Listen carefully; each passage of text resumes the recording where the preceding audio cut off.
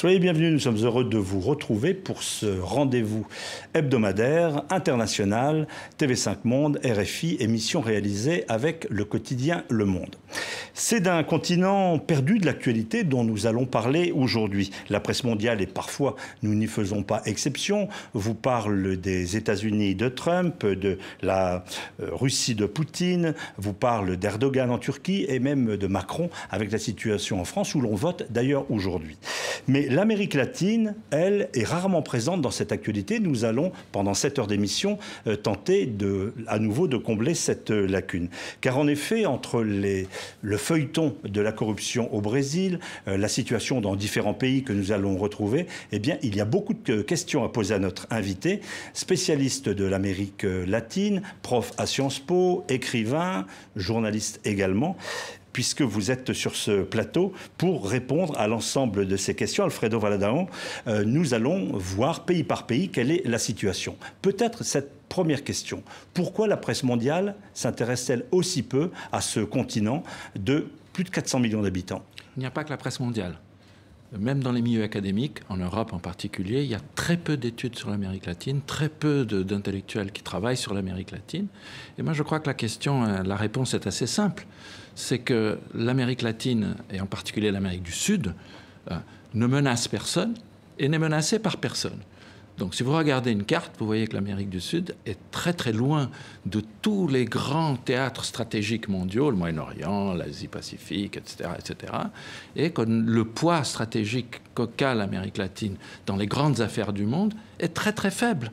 Alors bien sûr, les entreprises européennes investissent au Brésil, en Amérique latine, au Mexique, partout, hein, il n'y a pas de problème, mais notre voix, la voix latino-américaine en termes de grande politique internationale est pratiquement nulle, c'est-à-dire qu'on a très peu d'influence et en plus, c'est ce que je vous disais, on ne menace personne. Quand on ne menace personne, personne ne s'intéresse à vous. Hein. Et vous n'êtes pas non plus une puissance menaçante. Sophie Malibaud, RFI. Oui, mais justement, alors l'arrivée de Trump à la Maison-Blanche, est-ce que ça n'est pas de nature à changer un petit peu les choses? Parce qu'avec cette tendance protectionnisme, au repli sur soi, est-ce qu'il ne pourrait pas y avoir une nouvelle dynamique, par exemple, entre l'Europe et l'Amérique latine en général? Oui, il y a des possibilités, bien sûr. Il faut d'abord voir si Trump va effectivement appliquer une fermeture vis-à-vis de l'Amérique latine. Je pense qu'on va en reparler avec le Mexique. Je pense qu'il n'y arrivera pas. Mais le problème, c'est que l'Amérique latine elle-même a des problèmes économiques extrêmement graves qui vont au-delà de la question de la liberté de commerce. C'est-à-dire qu'on est tellement dépendant du prix des matières premières, d'exportation de matières premières pour survivre.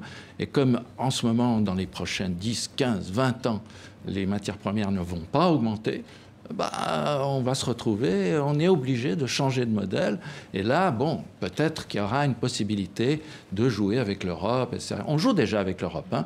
L'Europe est déjà l'un des principaux partenaires commerciaux de plusieurs États de l'Amérique latine. Question de Christophe Ayad avant de faire ce gros plan sur le Brésil. Mais est-ce que, Alfredo Valadão, c'est pas une bonne chose d'être hors des crises mondiales pour pouvoir se développer un peu tranquillement et en paix? Oui, c'est une excellente chose. À condition de se développer en paix. Or, ce qui se passe en Amérique latine, c'est qu'on a partout pratiquement, c'est le cas du Brésil mais d'autres, des systèmes politiques et sociaux extrêmement clientélistes, rentistes. Hein, une inégalité, c'est le continent et les inégalités les plus fortes. Hein, et ça fait... Il ne faut pas oublier que l'Amérique latine est indépendante depuis 200 ans. C'est-à-dire c'est des vieux États, ce n'est pas des jeunes États, hein, ce n'est pas l'Afrique, ce n'est pas l'Asie. C'est des vieux États constitutionnels, territoriaux, et depuis 200 ans, très occidentalisés, etc. Donc depuis 200 ans, on n'a pas été capable d'avoir un développement soutenable qui fonctionne. Donc voilà le problème un peu qu'on a. Alfredo, nous allons vous proposer une série d'images, de reportages autour de la situation de ces pays, car naturellement la situation diffère, même si vous venez de brosser un portrait un peu général. Je vous propose tout d'abord l'actualité au Brésil, ce géant brésilien, avec au cours des toutes dernières heures, c'était hier, le tribunal supérieur électoral qui a sauvé provisoirement celui que l'on présentait comme une sorte de mort politique. Il s'agit du président Michel Temer qui lui-même avait succédé succéder à Dilma Rousseff. On voit là le tribunal qui rend son jugement, et c'était très serré puisque 4 juges ont refusé de le destituer, alors que 3 étaient pour. Ça a été présenté comme la décision la plus impopulaire de l'histoire contemporaine récente du Brésil. Je vous propose de revenir sur la situation dans ce pays, car si Michel Temer, donc le président brésilien, est tiré d'affaire pour l'instant, vous allez voir avec notre correspondante que, eh bien, il y a d'autres affaires, d'autres dossiers qui traînent. Il est sorti de cette affaire, et spécifiquement l'affaire sur la campagne de 2014, mais de nombreuses autres accusations de corruption pèsent sur Michel Temer. La plus récente remonte à mars dernier, quand il a été enregistré par Joesley Batista, un magnat de l'agroalimentaire brésilien et mondial. Il était en train de donner son accord au versement des pots de vin à un homme politique emprisonné par corruption. Alors, Alfredo Valadao, on a vu au cours des dernières années cette destitution, qualifiée même de coup d'État de la présidente Dilma Rousseff. Que se passe-t-il au Brésil? Pourquoi cette instabilité politique, ce parfum de corruption qui va jusqu'à 3 présidents en arrière? Que se passe-t-il? Je vais vous donner une réponse un peu académique. Faites. C'est-à-dire que ce qui se passe au Brésil aujourd'hui, et qui se passe dans plusieurs États d'Amérique latine, c'est un effondrement complet d'un modèle politique qui existe depuis plus de 200 ans. C'est-à-dire, c'est ce que je vous disais tout à l'heure, un État fondé sur le clientélisme, le rentisme, la vente des matières premières, des immenses inégalités. Et la corruption? Mais la corruption fait partie de ça. C'est-à-dire que si vous regardez le système politique brésilien, pour pouvoir gouverner, même quand le PT était au pouvoir, on avait environ plus de 20 partis au Parlement. Et 35 partis en général. Donc pour gouverner, même le parti de Lula n'avait que 20-24% des sièges. Donc pour gouverner, il faut que vous fassiez des alliances avec 10-15 partis. Et pour chacun de ces partis, il faut leur donner quelque chose. Donc il faut leur donner un ministère. Au Brésil, on appelait ça un ministère avec les portières fermées, quoi. On donnait un ministère à un parti qui pouvait faire ce qu'il voulait avec les fonds, financer ses propres ONG, etc., etc. Donc on créait les bases pour un système extrêmement corrompu. Et en plus, quand il y a le clientélisme à ce niveau-là, même les industriels brésiliens, ils ne vivent que de subsides de l'État. Donc tout le monde vit de subsides. Les syndicats vivent de subsides de l'État. Donc il y a une sorte de grand système de subsides publics qui fait qu'à la fin, on a une énorme corruption dans le pays. Est-ce que vous trouvez que c'est une bonne chose que le président Temer finalement soit maintenu à son poste? On a entendu le juge qui a fait basculer le vote en faveur du maintien parler de stabilité, comme si en fait la justice était peut-être un peu sacrifiée au nom de cette stabilité. Je ne sais pas si elle est sacrifiée. Ce qu'on voit, il y a quelque chose de très important au Brésil, c'est une bonne nouvelle, c'est que la justice fonctionne d'une manière relativement autonome du pouvoir politique, et même la police fédérale fonctionne, puisqu'elle met en prison des politiciens importants, des hommes d'affaires importants, etc. Le mauvais côté de ça, c'est que depuis un certain temps, les juges se prennent pour des espèces de sauveurs de la patrie. Et ils veulent, un peu comme en Italie, les manipuliti, c'est-à-dire on veut dégager tout le monde. Alors bon, c'est très bien, dégager tous les corrompus, mais c'est jamais bien le pouvoir des juges. Parce qu'une démocratie ne fonctionne que s'il y a des équilibres de pouvoir. Ce qui était très intéressant dans ce qu'a dit le président du tribunal suprême électoral, c'est de dire, attendez, nous, notre tribunal, il ne s'occupe que des délits électoraux. On ne peut pas mettre d'autres délits dedans. Donc ce n'est pas à nous, en prenant une décision comme celle-là, de mettre en crise tout le système politique. Parce que sinon, effectivement, c'est le pouvoir des juges. Alfredo Valadao, est-ce que je voudrais revenir moi sur la destitution de Dilma Rousseff. Oui. On a parlé à l'époque, enfin son camp a parlé de coup d'État. Tous les autres avaient l'air ligués pour dégager une grande corrompue. Qu'est-ce que quel bilan vous en tirez? Je crois que Dilma Rousseff... Elle a commis une faute politique ou bien... Oui, Une destitution est toujours un procès politique. Ce n'est pas un procès judiciaire. Ça, de toute façon. Elle a été condamnée beaucoup plus pour atteinte à la séparation des pouvoirs. Parce que c'était le maquillage de comptes publics, et ne pas le dire au Parlement, etc. etc. Ça, c'est une première chose. Deuxième chose, elle a payé 2 ans de la pire crise économique du Brésil et une incapacité de gérer le Parlement, etc. Donc elle a un peu payé toutes les erreurs du pétisme, comme on dit, de le parti du président Lula depuis plusieurs années. Donc voilà, à part ça, le processus a été totalement constitutionnel. Il a duré quand même 8 mois où tout a été respecté, toutes les étapes légales, internes de la Constitution, du Parlement ont été respectées. Le gouvernement lui-même a eu droit à plusieurs recours, etc. Donc, ce n'est pas un coup d'État. Ça ne peut pas être...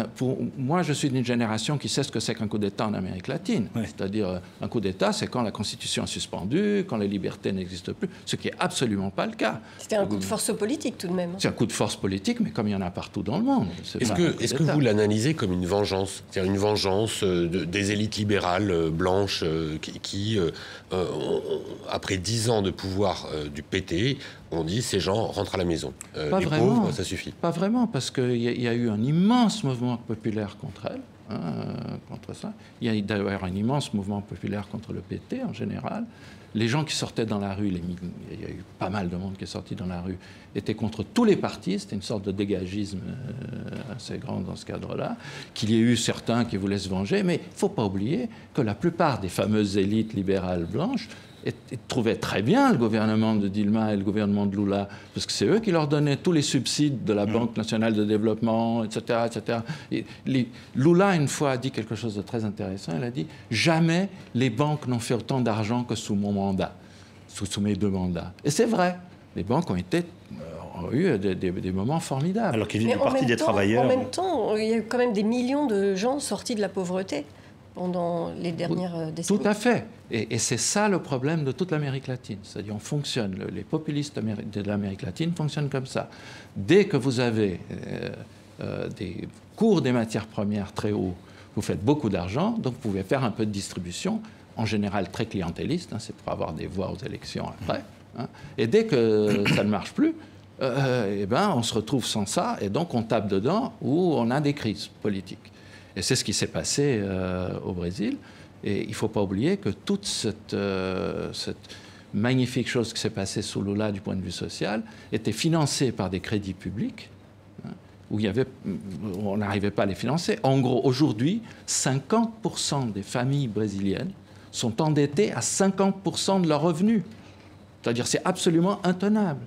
Dilma a laissé une économie où il y a l'un des plus grands taux de chômage du pays depuis des Alors, décennies. Quelle peut être la voie de sortie? Vous décrivez une situation préoccupante. Lula lui-même est éclaboussé, Dilma Rousseff l'est, le président Temer est visiblement un mort en sursis. Que se passe-t-il? Quelles sont les solutions de recours au plan démocratique et économique? Ça, c'est la question à 1 million d'euros. C'est-à-dire personne aujourd'hui ne le sait. C'est la seule chose qu'on sait aujourd'hui, c'est qu'il y a une équipe économique qui a plus ou moins réussi à arrêter la chute. Point. Mais on est au fond du trou, on n'est pas sorti du trou, on a arrêté la chute. Mais il faut faire toute une série de réformes qui n'ont pas été faites depuis des décennies. Ce n'est pas simplement Lula, etc.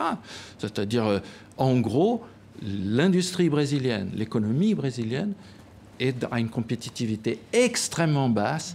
Nous avons des problèmes d'infrastructure extrêmement violents. Je vais vous donner un seul exemple. Un sac de soja qui part de l'ouest brésilien, c'est le principal produit d'exportation brésilien, il part de l'ouest brésilien. Quand il arrive au port de Paranaguá, 2500 km après, il coûte 4 fois le prix de sortie. À cause des routes qui ne fonctionnent pas, les camions qui ne fonctionnent pas, les ports qui ne fonctionnent pas, la bureaucratie, etc. etc. C'est-à-dire, tous ces investissements qu'il fallait faire, les gouvernements ne les ont pas faits. Est-ce qu'on peut dire que le Brésil, géant, même membre des BRICS, c'est-à-dire une des 4-5 puissances émergentes mondiales, en fait, c'était une illusion. Et d'ailleurs, le Brésil, c'est comme s'il était sorti des BRICS aujourd'hui. Moi, je pense que les BRICS, c'est puissances émergentes. Voilà, les BRICS sont une illusion. dès le départ. C'était une BRICS, illusion. c'est une illusion. Le BRICS, c'était en gros la Chine, qui était plus de la moitié de l'économie des BRICS, avec une Russie en pleine crise. L'Amérique du Sud, la Russie. L'Inde, qui, plus ou moins, elle a une bonne croissance, mais il y a des problèmes immenses en Inde. Et le Brésil était l'un des principaux promoteurs des BRICS, parce qu'il y voyait une possibilité d'augmenter un peu son poids international. Mais en tant que tel, le Brésil n'a jamais eu la capacité de peser vraiment sur les affaires du monde, et les BRICS n'ont jamais eu cette capacité-là, puisqu'il y avait même des contradictions entre eux, etc. etc. Donc c'était un peu une sorte de bulle médiatique et intellectuelle, mais le BRICS n'existe pas, comme le G20 aussi, qu'aujourd'hui... Mais il y a eu un moment, Alfredo Valadao, où Chirac allait consulter Lula, où Lula voulait régler le problème nucléaire iranien. Enfin, c'était une puissance mondiale quand même. Oui, on a fait beaucoup de bêtises. C'est-à-dire que le problème nucléaire iranien, ça s'est très mal terminé, cette aventure. Et on s'en mord les doigts encore aujourd'hui dans cette affaire. Oui, Chirac allait consulter... Il y a eu une histoire de Lula qui était intéressante. C'est-à-dire un pauvre type qui venait du Nord-Est, qui était syndicaliste et qui finit par arriver au pouvoir. C'est une belle histoire, c'est un beau récit. Est-ce qu'elle est en ruine, cette histoire aussi? Complètement, elle est totalement en ruine. Il est discrédité, il ne peut pas revenir, il ne peut pas être un recours? Il veut revenir. Oui, enfin, il dit qu'il veut revenir. Aujourd'hui, sur les sondages, il a quand même encore environ 30%. Mais il a aussi le plus fort taux de rejet de tous les politiciens brésiliens. C'est-à-dire qu'il est mouillé dans énormément d'affaires. Il risque la prison. Et d'ailleurs, ce qui se passe aujourd'hui, ce qu'on dit au Brésil, c'est qu'il essaye de négocier la menace d'être candidat contre une amnistie par rapport à cette affaire. Parce que, comme d'habitude, je vous ai dit, comme dit Antonio Carlos Jobim, le Brésil n'est pas un pays pour amateurs. Tout ce que vous voyez, il y a beaucoup de choses en dessous qui sont compliquées. Justement, dans le milieu des affaires, on a l'impression que le pays est quasiment tenu par d'énormes sociétés. On a beaucoup parlé de Petrobras, mais il y a aussi l'agroalimentaire, cette firme des frères, le gros conglomérat des frères Batista. Est-ce que ce sont ces gens-là qui tiennent le pays et qui tiennent toute sa classe politique? Non. C'est-à-dire qu'en gros, ceux qui tiennent la classe, ils tiennent une partie. Mais, par exemple, les banques sont extrêmement importantes. Toutes les industries dites nationales qui fonctionnent par des crédits subventionnés, beaucoup de protectionnisme, etc., autour de fédérations importantes, comme la Fédération des industries de São Paulo ou la Fédération des industries nationales, etc., ça tient. Mais aujourd'hui, il ne faut pas croire que c'est ces industries-là qui tiennent le pays. Ces industries sont des clients de l'État. On oublie ça. Les industries nationales brésiliennes ne fonctionnent qu'à coup d'argent qui vient de l'État. Et ce qui est très intéressant, c'est que les industries les plus protectionnistes au Brésil sont les industries d'automobiles européennes qui se sont installées là et qui veulent avoir leur petit précaré, leur marché d'automobiles pour eux et qui ne veulent pas la concurrence de Toyota, de Ford, non, Ford existe au Brésil, mais d'autres entreprises. Donc vous voyez, c'est un marché relativement fermé qui fonctionne par subside. Et donc, les politiciens sont pas vraiment... Les politiciens ont un poids dans cette affaire. Ils sont corrompus, ils sont corrupteurs, il y a tout ça qui fonctionne. Est-ce que, puisque vous dites que la solution ou le relais démocratique est loin d'être évident, est-ce qu'il y a un risque de coup d'État de l'armée, de présence de l'armée dans ce pays ou dans d'autres?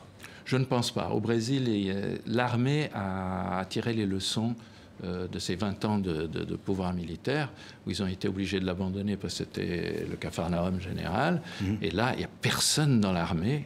Les nouveaux militaires brésiliens qui sont dans l'armée n'ont envie d'avoir cette patate chaude dans la main parce que c'est un truc horrible.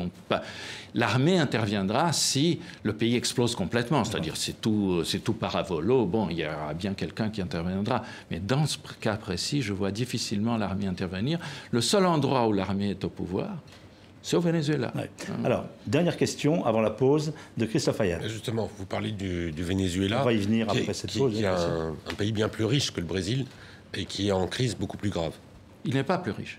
Le Venezuela dépend à 90% du pétrole. Point. Oui, mais il a les premières réserves mondiales. Oui, mais et ça ne sert à rien. C'est pire même d'avoir trop de pétrole. Le Brésil est un pays infiniment plus grand et plus riche que le Venezuela. On a aussi du pétrole, mais on a du soja, du fer, etc., des industries.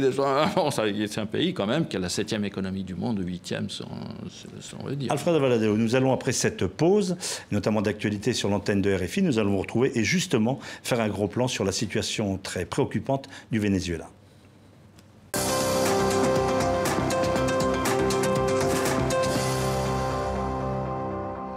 Retour à International, vous êtes sur les antennes de RFI, de TV5 Monde, émission que nous réalisons avec le quotidien Le Monde. Nous parlons aujourd'hui de l'Amérique latine, de sa situation, du fait que les médias ou les chercheurs internationaux s'y intéressent peu. Nous recevons Alfredo Valadao, qui est spécialiste brésilien, spécialiste de l'Amérique latine. Nous venons beaucoup de parler du Brésil. Je voudrais qu'on s'arrête sur un autre pays, au nord du Brésil. Il s'agit du Venezuela. Alors, depuis des semaines, des manifestations violentes pour demander des élections, changement de la Constitution, images violentes d'affrontements. On estime qu'il y a, même si les chiffres sont très difficiles à croire et à cerner, qu'il y aurait près de plus de 66 ou 67 morts au cours de ces manifestations. On voit d'ailleurs la violence de ces échanges entre les manifestants et l'armée, une situation pratiquement de guérilla urbaine.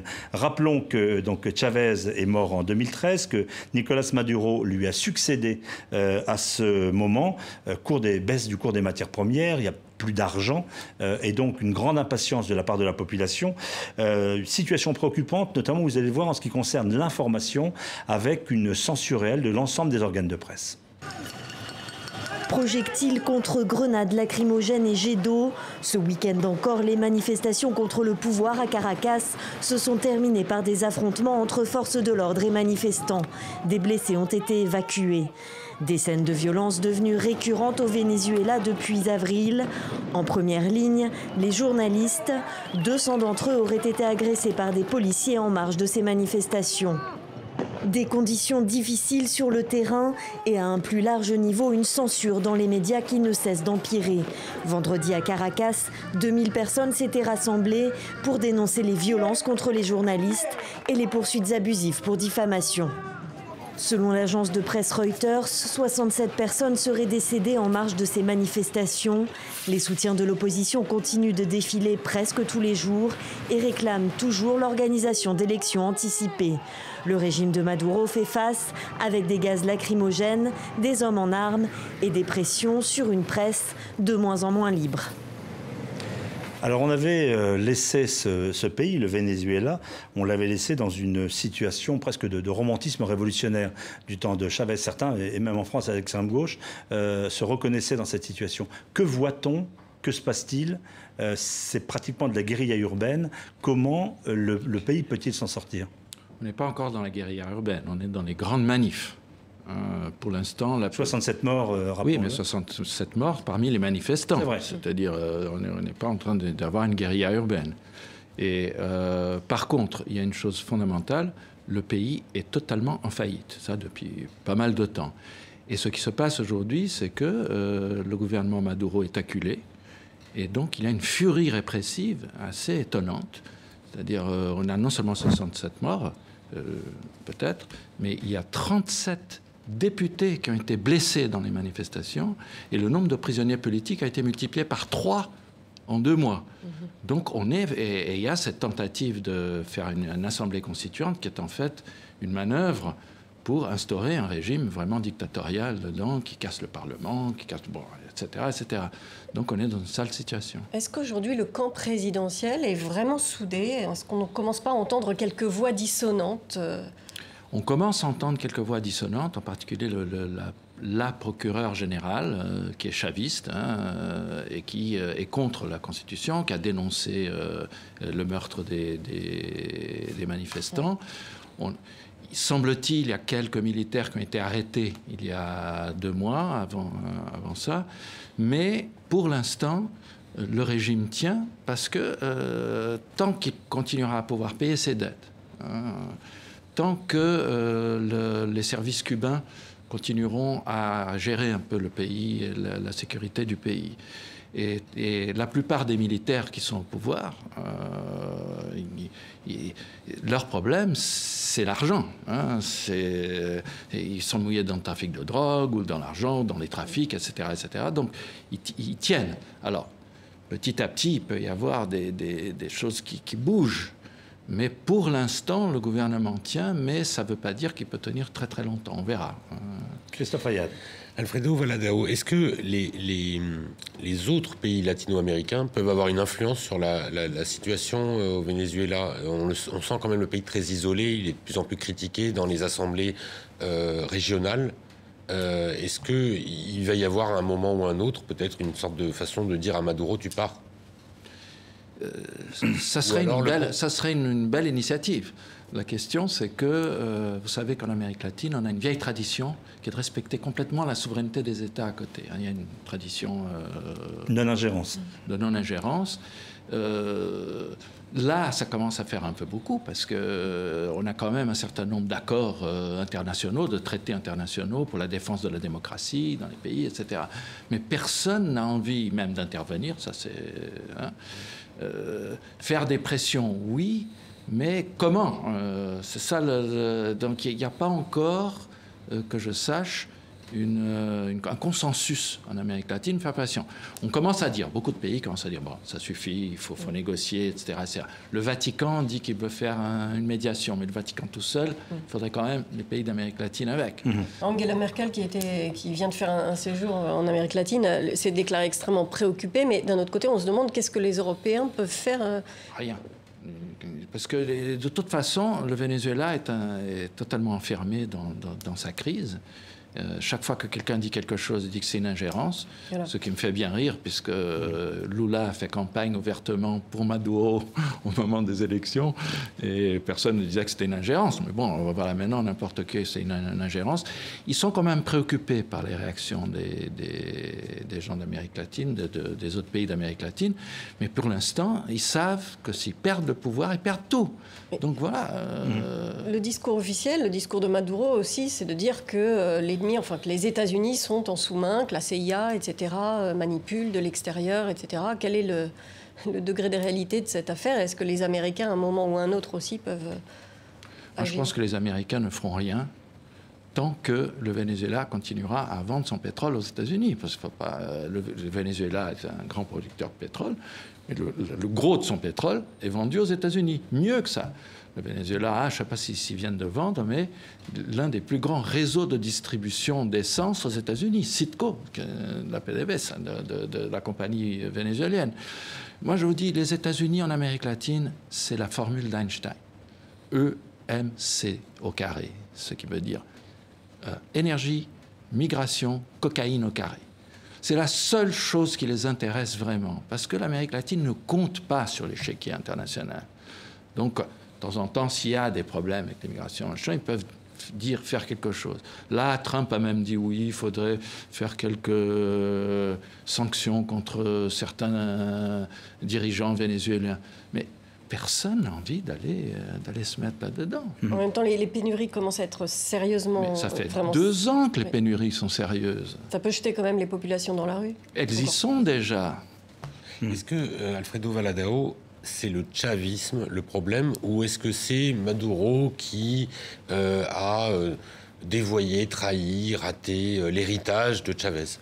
Certains pensent ça, c'est-à-dire surtout la gauche qui était pro-chaviste, aujourd'hui elle se rend compte qu'elle ne peut plus accepter Maduro, donc elle dit oui, c'est parce qu'il a trahi. En fait, c'est le chavisme. Comment fonctionnait le chavisme? Il y avait une grosse vache à lait qui était la compagnie de pétrole. On prenait dans la caisse de la compagnie du pétrole et on distribuait d'une façon très sélective, c'est-à-dire qu'on a constitué des groupes de partisans du régime, d'ailleurs qui ont été armés par Chavez. Il y a une armée parallèle au Venezuela. Et voilà, donc tout le reste... c'est de la combine, de la corruption, des choses comme ça. Donc rien n'a été fait pour le pays. Le chavisme a tué pratiquement tout ce qu'il y avait comme industrie, comme service, comme presse, etc. Donc voilà, on se retrouve dans un pays qui est incapable, qui est obligé de tout importer avec l'argent du pétrole. Et c'est pas le fait que le pétrole soit descendu, le prix du pétrole soit descendu, qui pose problème. C'est la manière dont on a créé ce régime qui pose le problème. C'est vrai qu'avec le prix du pétrole qui descend, c'est catastrophique pour eux, parce qu'ils ont plus... Souvenez-vous qu'avant le chavisme, la droite qui était au pouvoir gagnait des élections aussi en distribuant un peu d'argent, du pétrole, en distribuant du whisky dans les favelas, des choses comme ça. Donc, voilà. Alors, Alfredo Valado, nous venons de parler du Venezuela, du Brésil. Je voudrais qu'on s'arrête, nous voudrions, avec mes collègues, qu'on s'arrête sur la situation d'autres pays. Il y a par exemple le Mexique, qui semblait dans une situation plus favorable au plan économique. Et puis il y a eu Trump qui est arrivé avec cette histoire de mur, avec cette accusation du vol d'emploi, etc. Comment se trouve aujourd'hui le Mexique depuis cette arrivée du nouveau locataire de la Maison-Blanche? Il y a deux problèmes au Mexique. L'un, c'est un problème intérieur, c'est la corruption et le trafic de drogue, l'implication des militaires et de la police là-dedans et des gouverneurs. L'autre problème, c'est la question économique. Le Mexique, 80% des exportations mexicaines vont vers les États-Unis. Le Mexique est totalement intégré dans l'économie américaine. Alors, c'est évident que s'il y avait une barrière aux frontières, ça ferait mal aux Mexicains. Sauf qu'au début, ils avaient très peur, puis petit à petit, ils se sont dit, mais attendez, pratiquement toutes les grandes industries américaines, automobiles, électroniques, etc., ont des chaînes de valeur qui vont au Mexique, avec des composants qui traversent la frontière 10, 20 fois d'un côté et de l'autre. Donc ça ferait très mal aux industries américaines de fermer la frontière. Donc elle ne va pas être fermée. Il n'y aura pas de mur. Je pense qu'il n'y aura pas de mur non plus, parce qu'une bonne partie de l'agriculture du sud des États-Unis ou des industries américaines ont besoin des émigrés mexicains. Donc, et le mur, vous avez vu que la justice américaine n'a pas vraiment laissé passer. Donc, ça commence à devenir très compliqué. Je pense qu'il y aura une renégociation du traité de libre-échange de l'Amérique du Nord, mais une renégociation soft, où on va faire quelques petits arrangements par-ci, par-là, et on va trouver un moyen de se sortir de cette affaire. Pour ce qui est de la situation intérieure au Mexique, ce qu'on remarque, c'est de plus en plus d'assassinats. Je crois que c'est l'un des pays où il y a le plus de morts après la Syrie. C'est quand même... Après le Venezuela. Même après le Venezuela. C'est-à-dire Caracas est la ville la plus mortifère du monde. Mais globalement, le Mexique, quand même, ce sont des militants des défenseurs des droits de l'homme, des journalistes. Oui. Que font les autorités pour contrer ça? Est-ce qu'il y a des mesures quelconques? Est-ce qu'il y a une volonté politique? Il y a une volonté politique, sauf que le Mexique est un pays fédéral, comme beaucoup de pays d'Amérique latine, où les différents potentats locaux ont beaucoup de pouvoir. Et où il est très difficile de faire. La police est très corrompue dans plusieurs endroits, une partie de l'armée également. Ce qu'il y a de mieux au Mexique, en fait, c'est la marine qui fonctionne très bien pour maintenir l'ordre dans les Caraïbes et contre les trafiquants de drogue dans les Caraïbes. D'ailleurs, on oublie souvent que les services antidrogue américains collaborent étroitement avec les Mexicains. Ils sont présents au Mexique. Donc tout ça, c'est très compliqué le Mexique parce que vous avez une partie de l'État qui fonctionne plutôt bien dans le combat contre la drogue et qui travaille bien avec les Américains, et une autre partie qui est corrompue et qui est dans l'histoire. Donc on ne sait jamais qui, quoi, comment. Ce que je vous dis, c'est pas pour les amateurs, quoi. C'est très compliqué. Et en même temps, et donc, vous estimez que Trump est un amateur pour avoir ignoré tout ça, pour avoir prétendu pouvoir fermer la frontière comme ça, alors qu'en fait, ils sont totalement imbriqués et que c'est impossible? Je ne sais pas si c'est un amateur, c'est plutôt un ignorant. Trump est un homme d'affaires, il arrive au pouvoir et il croit qu'il a même dit lui-même « je ne croyais pas que c'était si difficile de gérer l'État ». Bon, voilà, il veut gérer l'État comme une entreprise où on dit « you're fired ».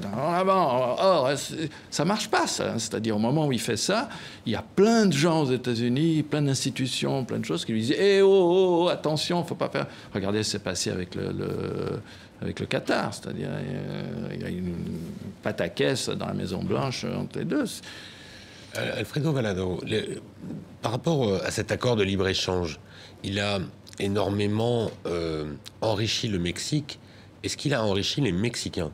C'est-à-dire, est-ce que toutes ces usines qui se sont installées, qui ont délocalisé, ont eu un effet social réel sur l'élévation du niveau de vie au Mexique? On n'a pas l'impression. Ils ont enrichi la moitié du Mexique. C'est-à-dire que tout le nord du Mexique, où les usines sont installées, c'est beaucoup enrichi. C'est non seulement proche des États-Unis, donc. Oui, le plus proche, disons, au nord de Mexico, de Mexico jusqu'au nord, mais surtout les grandes provinces du nord mexicaines. Il y a eu beaucoup d'immigrants qui sont venus du sud, et qui, un peu comme l'Italie des années 60, c'est-à-dire les types venaient, ils ont des salaires beaucoup plus grands au nord, il y a une éducation meilleure, une santé meilleure, etc. Ça va mieux au nord du Mexique. Le sud a été un peu laissé de côté. Et donc on a cette espèce de grande division territoriale qui fait que c'est difficile de faire un bilan. Mais en vérité, le Mexique s'en sort mieux aujourd'hui que la plupart des autres pays d'Amérique latine qui sont restés accrochés aux seules matières premières. Au moins, il s'est industrialisé, il a fait quelque chose, etc. Mais au point d'ailleurs que Trump est obsédé par l'immigration, mais le mouvement migratoire Mexique-États-Unis est presque négatif aujourd'hui. Presque négatif, parce qu'il y a beaucoup de Mexicains qui trouvent du travail chez eux, et on commence à voir même des entreprises de pointe mexicaines qui commencent à venir.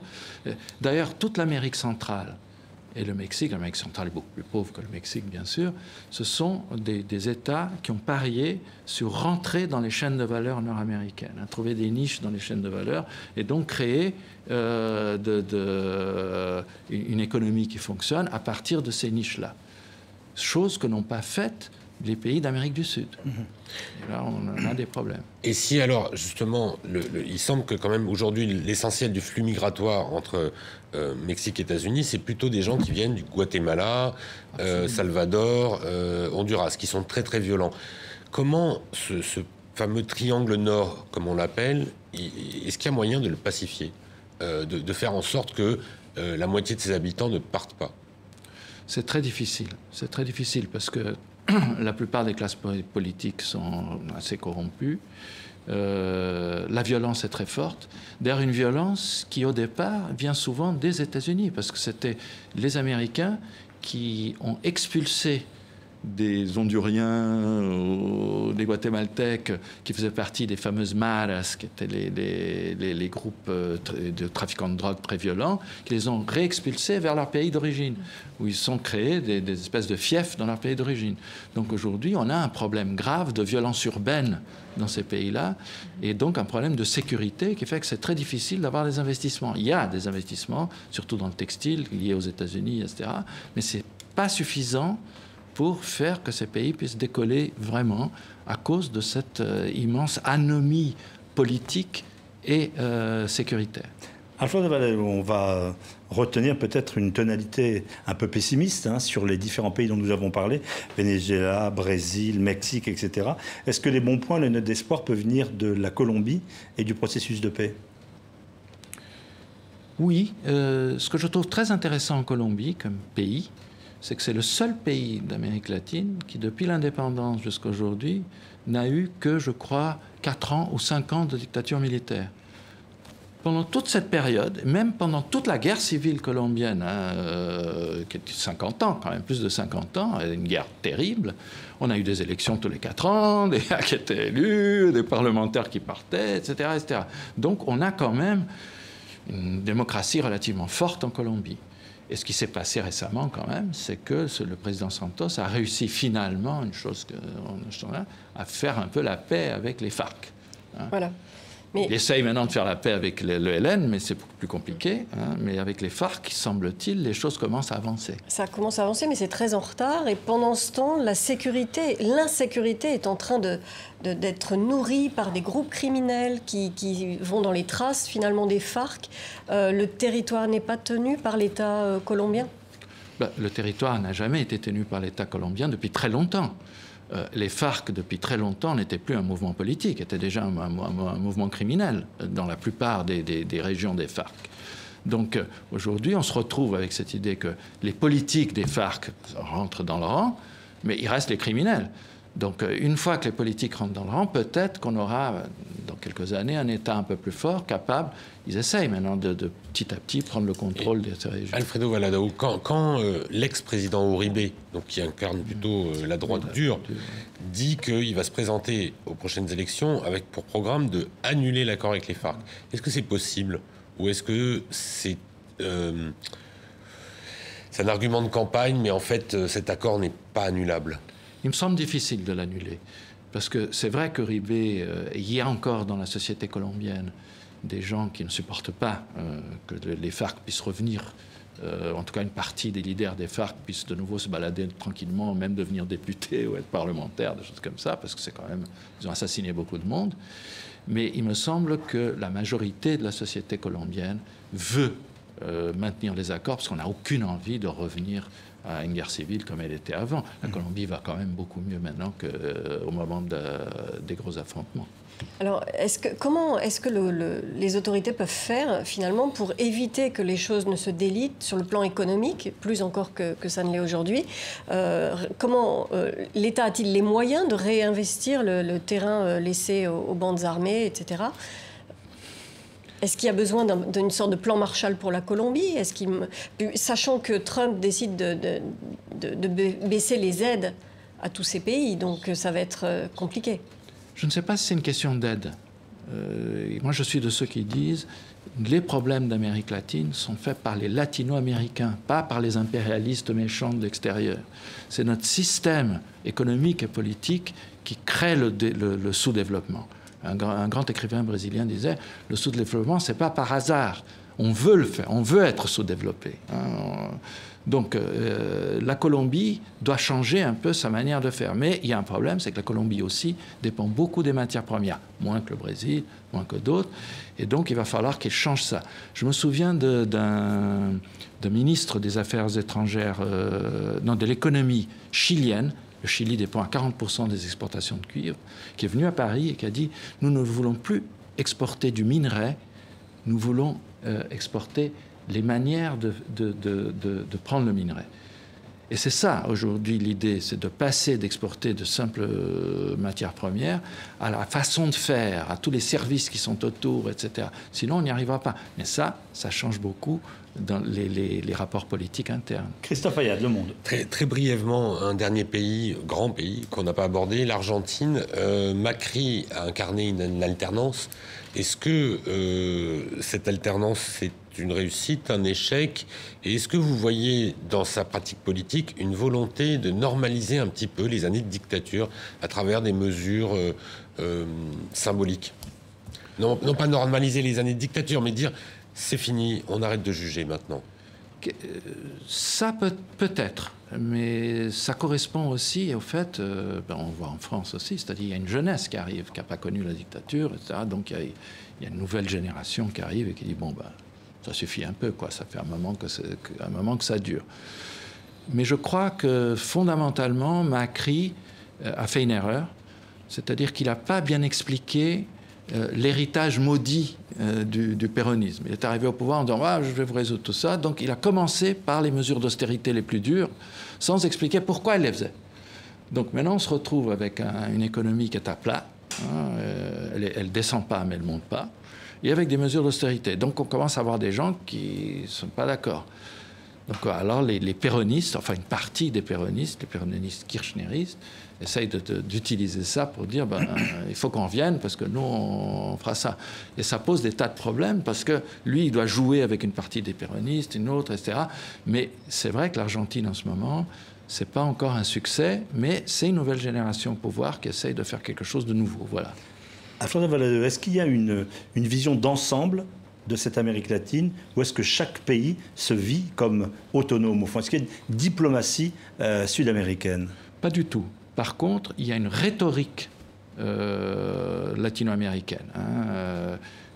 La plupart des organisations... Moi, je dis toujours que les organisations régionales latino-américaines, c'est comme des poupées russes.